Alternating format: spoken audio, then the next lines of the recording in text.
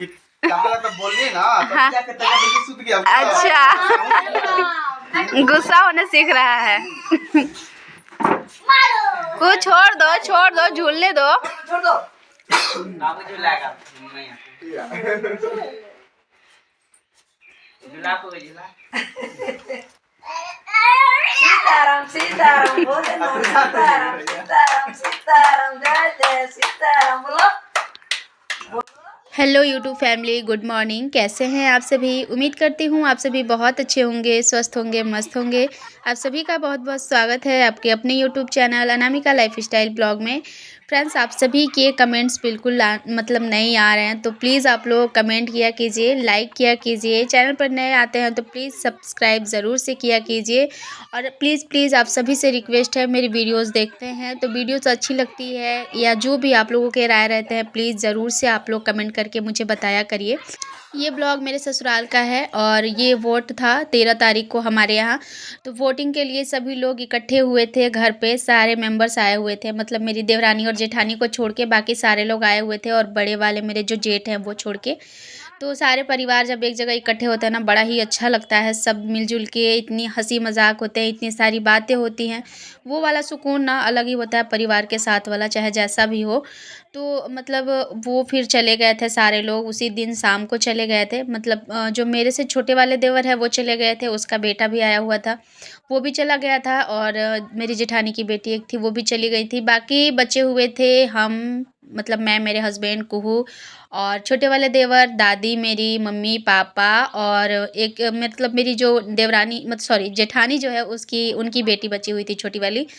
तो रात भर फिर सारे फैमिली लोग हम लोग साथ में रहे। सुबह होते ही फिर मैं उठी और मतलब सारा काम वगैरह जो था वो सारा कुछ निपटा करके, और आज ही निकलना है हमें यहाँ से। लास्ट दिन है ये आज हमारा, क्योंकि आज के बाद फिर कल एक दिन टाइम है, उसके बाद ना फिर हम लोगों को यहाँ से मतलब झारखंड से निकल जाना है अरुणाचल के लिए।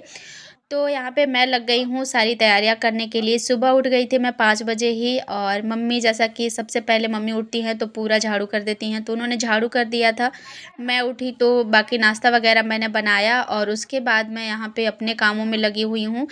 यहाँ से जाने से पहले मुझे अपने रूम की बहुत सारी ऐसी चीज़ें होती हैं जो कि मुझे अच्छे से सब चीज़ों को मतलब रख के जाना रहता है। तो यहाँ पे मैं ना, ये मोटा वाला बेडशीट है तो इसका मैं इसको घर से लेके आई हूँ और मैं इसका पर्दा बना रही हूँ। थोड़ा सा मोटा है ना, तो सिलाई मशीन पे चलेगा नहीं चलेगा, इसीलिए मैं ना यहीं पे ला करके, और साइज़ भी मुझे पता नहीं था कि पर्दे का क्या साइज़ होगा, नहीं तो मैं घर से ही सिल के लाती। तो मैंने पर्दा बनाया और फिर खिड़की के लिए पर्दा बनाया। बाकी अभी टाइम हो गया है दादी इन लोगों को जाने का, क्योंकि पार्सल का काम करते हैं देवर, तो उनको जाना होगा पार्सल बांटने के लिए। तो दादी और मेरे छोटे वाले जो देवर हैं वो, और दीदी की जो बेटी हैं, तो ये सारे लोग अभी निकलेंगे। उसके बाद मेरा काम होगा तो मैं भी निकलूँगी। हस्बैंड का स्कूल है, स्कूल जाना है उनको आज पढ़ाने। आज भी मतलब बुलाए हैं बच्चे लोग बना उनको बुलाए हुए थे। तो ये मुझे हड़बड़ी मतलब जल्दी-जल्दी बोल रहे थे कि 10 बजे तक यहाँ से निकल जाओ, ताकि मैं ये घंटे भी स्कूल में दे सकूँ। उसके बाद फिर आज हम लोगों को मार्केट भी जाना था। मैं भी कोशिश कर रही थी कि जल्दी से सारे काम जो है निकल जाएँ, लेकिन फिर वही होता है कि कितना भी कर लीजिए हड़बड़ी हो ही जाती है। सुबह का नाश्ता वगैरह भी बनाना था, चीज़ें भी समेटनी थी सब, और जो-जो लेके जाना था वो सारा कुछ भी रखना था। तो ये सब करते-करते मुझे तो टाइम हो ही गया था। फ़िलहाल अभी दादी जा रही हैं, और दादी जाते समय ना मतलब ऐसे-ऐसे बातें बोलती हैं ना कि बहुत ज़्यादा रोना आता है। और सच बताऊँ ना, तो अरुणाचल जाने से पहले टेंशन थोड़ी-सी इसी बात की होती है, क्योंकि वो बुज़ुर्ग हैं, कब क्या हो जाएगा कोई नहीं जानता। और ये बोल के ही दादी ना बहुत रोती हैं कि पता नहीं अगले बार आने टाइम मतलब मुलाकात होगी नहीं होगी, और ये बातें ना बहुत ज़्यादा चुभती है मन को। फिर भी क्या कर सकते हैं, जो हमारे हाथ में नहीं है उसे तो हम नहीं कुछ कर सकते ना। तो दादी को मैंने बस समझाया कि ऐसा कुछ नहीं होगा दादी, आप जाइए, आराम से रहिए, आप अपना ख़्याल रखिए, हम लोग ठीक-ठाक रहेंगे और आप भी ठीक रहेंगे, अगली बार भी मुलाकात होगी। दादी के जाने के बाद फिर मैं लग गई थी अपने इधर कामों में। तो यहाँ पे गद्दे जो है ना, मैंने आके गद्दा ही डाला था, अपना जो ये पलंग था। मेरे पास बिछावन भी है, जो सिलाई होता है ना हाथों से या फिर मशीन से, तो मेरे पास मशीन वाला है। मैंने ये गद्दा ही डाल दिया था, क्योंकि अगर वो मैं जब बिछाती हूँ ना, जो सिलाई करके बिछाया जाता है उसको हम लोग हमारे यहाँ लेदरा बोलते हैं। तो फिर उसको धोना पड़ता और इतनी जल्दी सूखता नहीं है। तो इसीलिए ये गद्दा जो है इसको मैं अच्छे से झाड़ के और अंदर डाल दूँगी पलंग में। बाहर में रहने से ना धूल वगैरह इतने ज़्यादा हो जाते हैं, 1 साल की बात है तो ना धूल भर ही जाता है, कितना भी रूम अच्छे से पैक करके जाऊँ।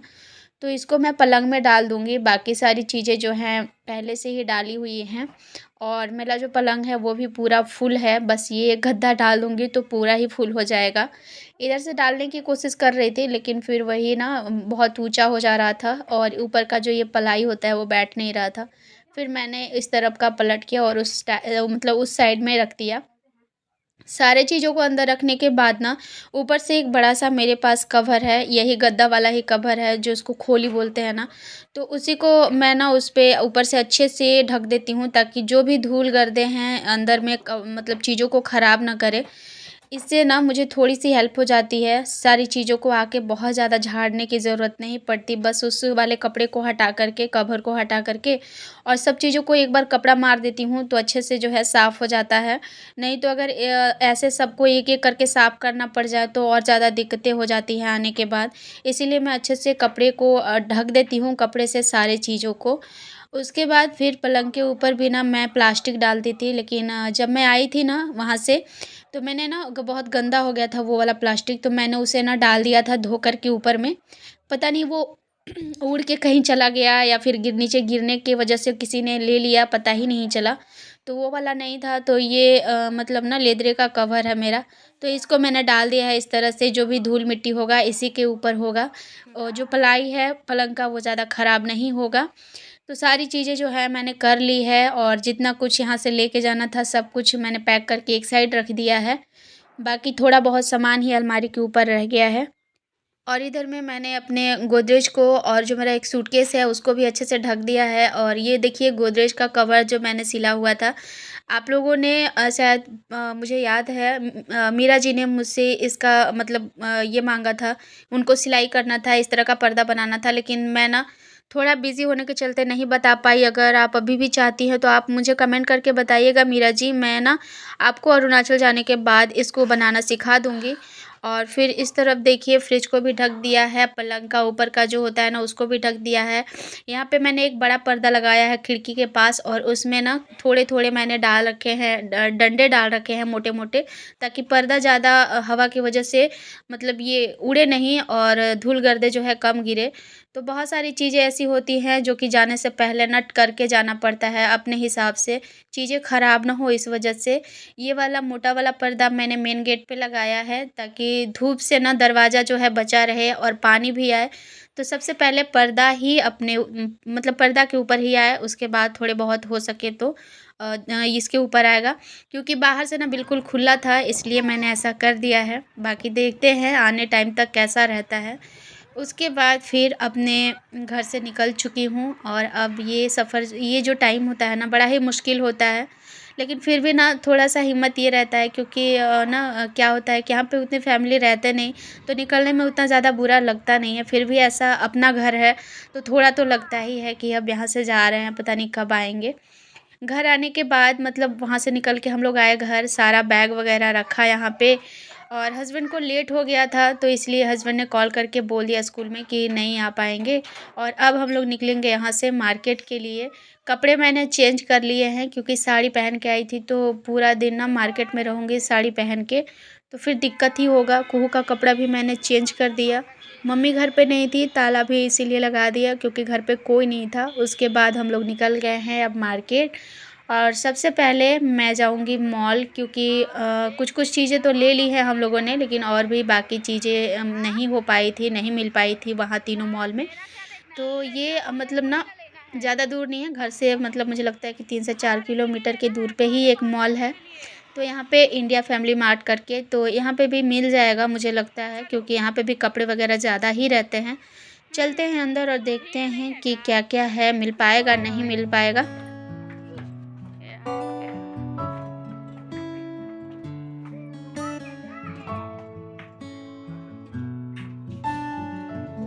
तो यहाँ पर ना मैं देख रही थी अपनी ननद के लिए टॉप, मतलब कपड़े देखना था तो मैंने सोचा कि टॉप देखती हूँ, अगर मिल जाता है तो ख़रीद लूँगी, क्योंकि अभी कुहू का मुंडन हुआ है ना, तो सारे लोग आए थे, जितनी भी बहन थी, मेरी दीदी की 2 बेटियाँ थी और 2 लड़की जो आई थी ना वो लोग बुआ लगती थी, तो 4 लोग जन थे।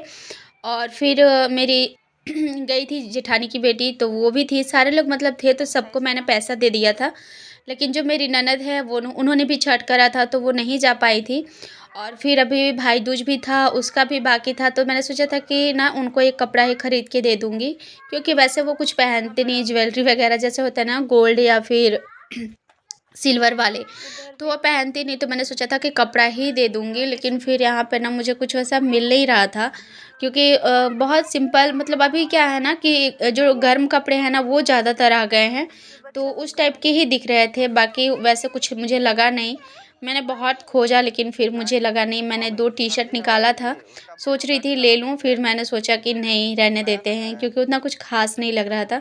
बाकी अभी भी मैं देख रही थी कि नहीं चलो कहीं मिल जाता है तो ठीक है, क्योंकि इतना दौड़ना ना फिर अच्छा नहीं लगता है, यहाँ से वहाँ, टाइम ऐसे में ही ना निकल जाता है और चीज़ें बहुत कम ही खरीद पाती हूँ मैं।